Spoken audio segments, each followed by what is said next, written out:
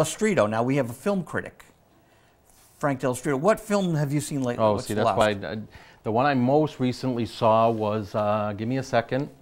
Well, I'm going to be embarrassed to say it, but I saw all the Twilight movies because my wife is a big vampire person. Don't be embarrassed. Okay. They're great movies. It's kind of a chick movie, isn't it? No. Okay.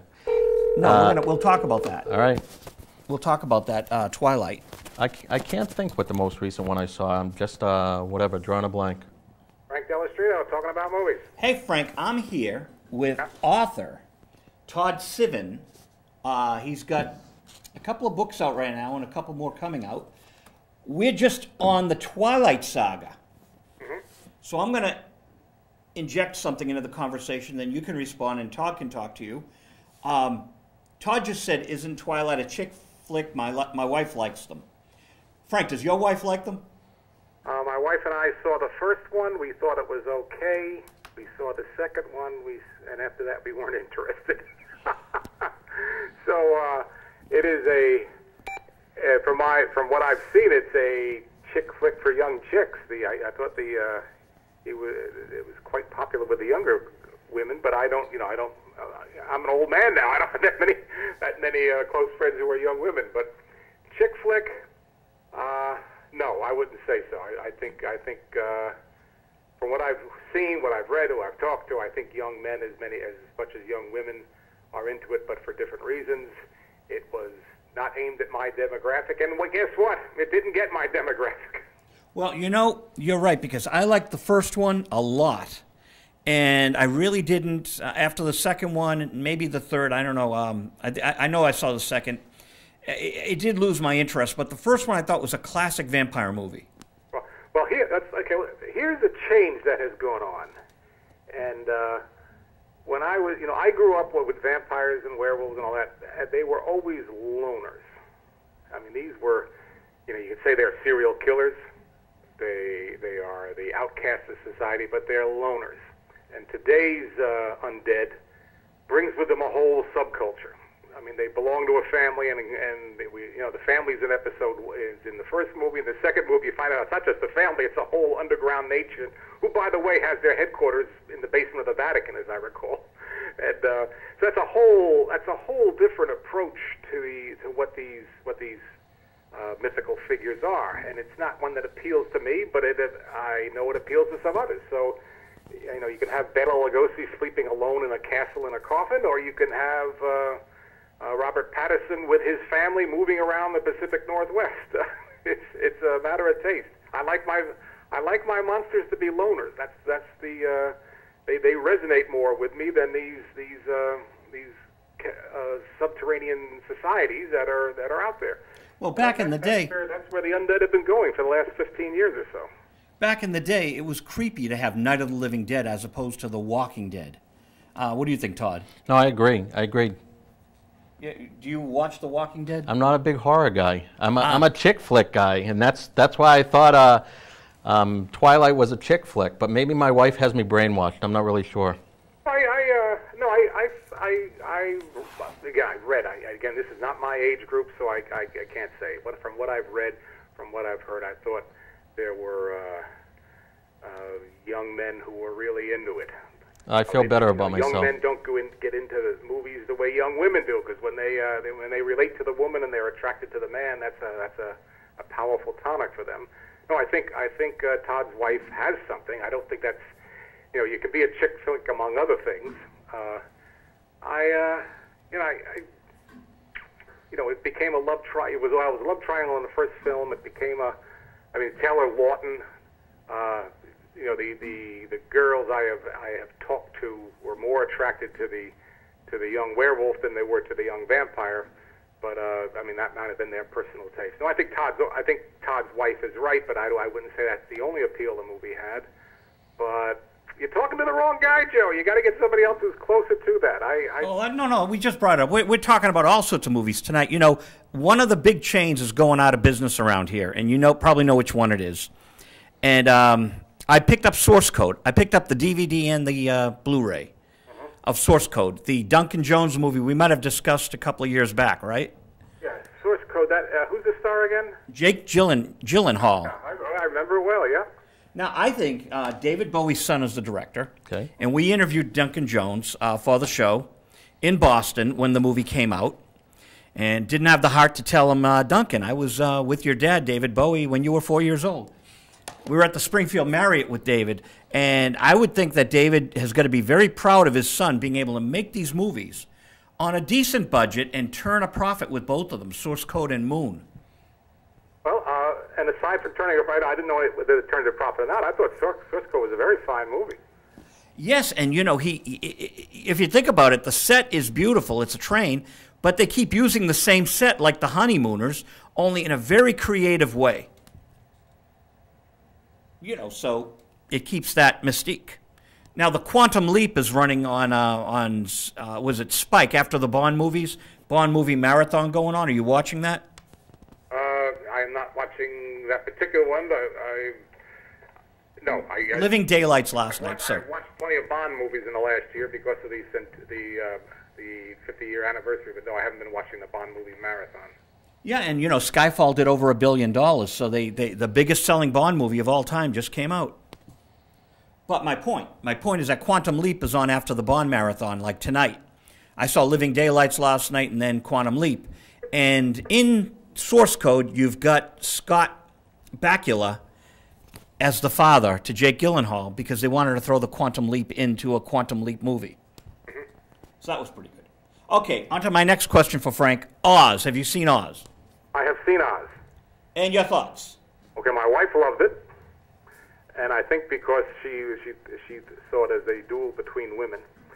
I was more. I read your review, which is withering. I hope I never make a movie that you don't like. Because you write a great damning review. And I was being nice. I really was being nice. Yeah. Withering? Okay, I have trouble believing that because it was. I probably wasn't down on it that much, but I didn't like it, and I think the weak center of the movie for me was James Franco. He just had none of the.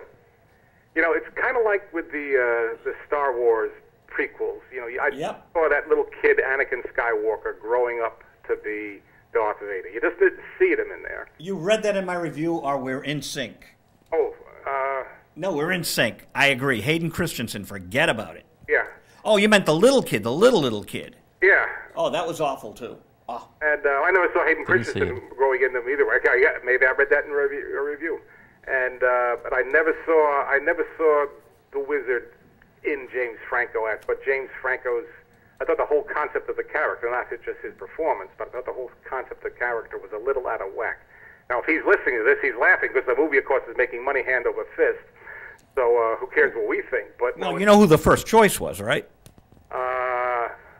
You're always asking me questions I don't know. All right, Sam Raimi, the director, wanted Robert Downey Jr. That's right. I heard that.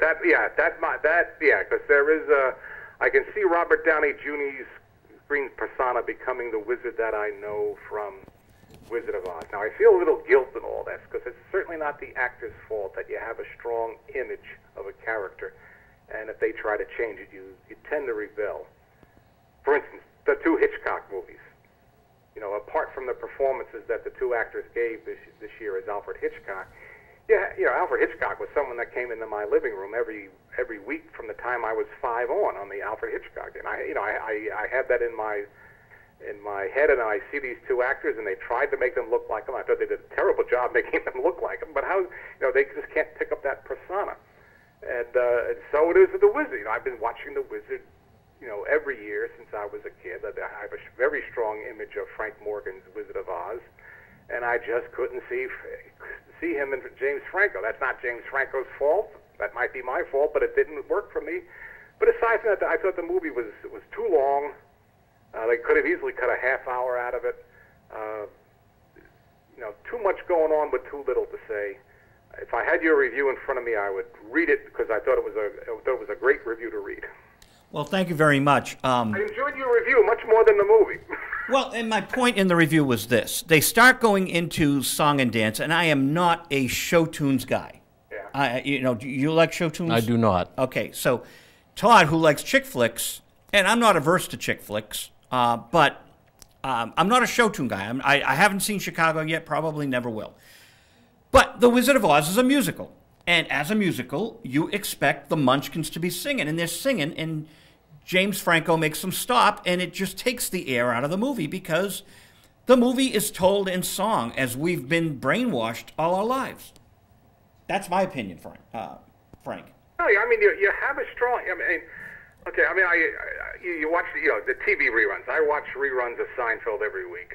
If Michael Richards comes on as anything but Kramer, it's hard for me to accept it. Yeah. No reflection on what he's an actor. I mean, it was probably just the opposite. He's made such a strong impression, but it's an impression that is reinforced every night, year after year. And then, it's like your Uncle Charlie, who you grew up with, coming in and said, hey, he's not Charlie now, he's somebody else. And you say, oh, I'm sorry, he's always going to be Uncle Charlie. It's Bewitched is the same thing, only they kind of did it maybe, it wasn't as egregious.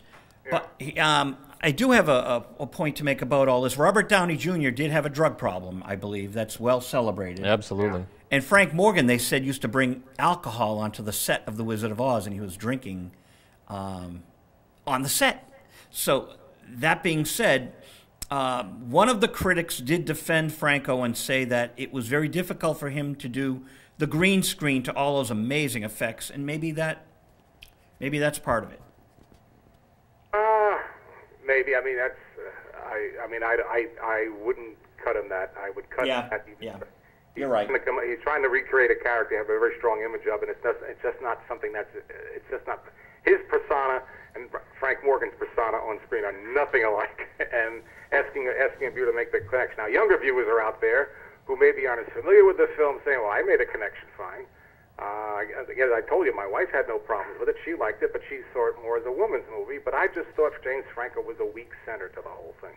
You're right. And you know what? I think we're too much of purists. We have too much of that purity, and I think maybe Sam Raimi's a genius and is reaching out to the new generation in a way that maybe they want McDonald's and they don't want to have a wonderful, expensive dinner. I don't know. Well, I hate to sound like an old man, but the styles of movies change. Like I was writing an article on 1930s movies, and for about 3 months, all I watched was 1930s movies. Then I started watching one from the 1940s, and I didn't like it because the pace had kind of changed. And the same with today's young viewer. The young viewers have been raised on movies where they have to hook you in the first 30 seconds. There, the action movies start with this tremendous action scene.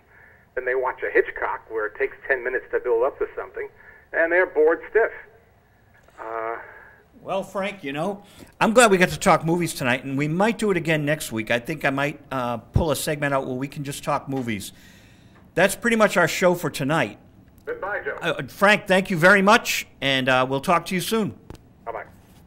Frank Dello Stritto, he has done a biography on Bela Lugosi over London, A Vampire Over London, Bela Lugosi in Europe. That's our show for tonight, people. This is Visual Radio Live with my guest, Todd Sivan. I want to thank Judy Kellerman, Dave Gauthier, Jeff Gold, Jeff Dearman, John Gold. It's the Jays. I'm Joe Viglione, your host. You can check out visual-radio.net and communitymediamedford.com. Thank you very much. The views and opinions on Visual Radio here on March 21st, 2013 are those of the host and his guests and not necessarily those of WinCAM. Thank you, John Gold. Thank you, Jeff.